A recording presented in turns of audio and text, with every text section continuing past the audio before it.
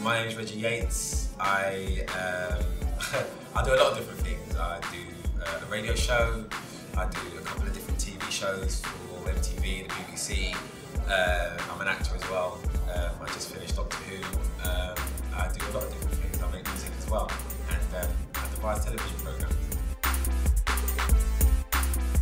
As a kid, I'd like to think I stood out from the crowd. For a long time, you had to make do with what you had.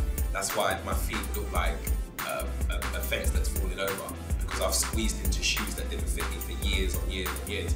You make things last. You clean shoes, you wash the laces. Do you know what I mean? You learn how to make things last longer.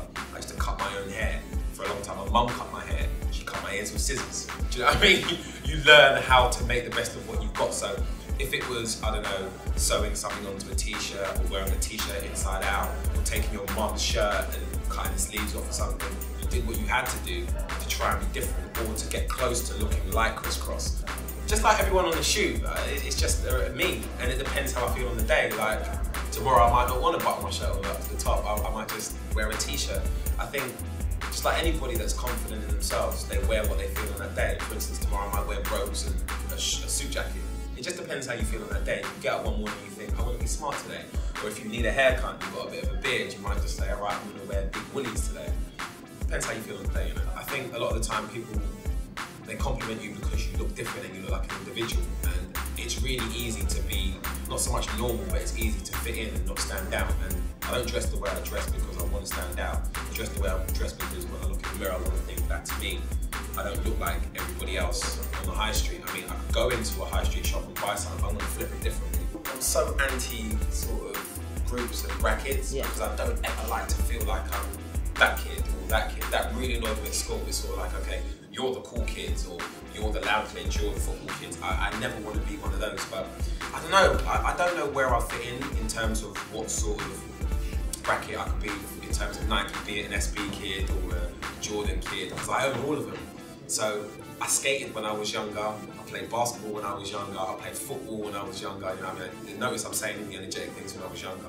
I don't run around anymore. I like to keep my shoes clean. But I've done all of these things, so I can't necessarily say that I'm strictly SB or I'm strictly Jordan or you know what I mean, I'm strictly football. I just love sport and I love shoes and I love Nike, so I might dip into all of them. You could say I'm old school if you want.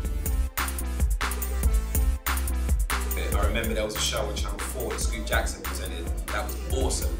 NBA 2000, I can't remember what it was called, but I loved it. And they used to have a little section on there that they profiled the new basketball sneaker as well. That was crazy. And that's what really got me into basketball for a time. And that was when I was in secondary school. So I kind of dug it, but I was more into the shoe culture as opposed to the games. I'm a massive dunk fan. I always have been. I think dunks are just a beautiful shoe because they can be a basic, or they can be the most flamboyant, crazy coloured thing. And there's so many different varieties of them. Obviously, you've got the SB and whatever. And there's a million different customizations, so it's a great shoe. I own a lot of dunks. So to say I have a favourite pair would be like calling one of my kids ugly and saying the rest of them are beautiful. I don't like to wear the same shoes 2 days in a row. I just like to have shoes that match my mood. You see, I couldn't sell my shoes because that goes against the code. You shouldn't sell. I think the code of conduct is you don't sell shoes that you've worn and you've given some of yourself to. You pass them on to someone that either needs them or someone that will understand.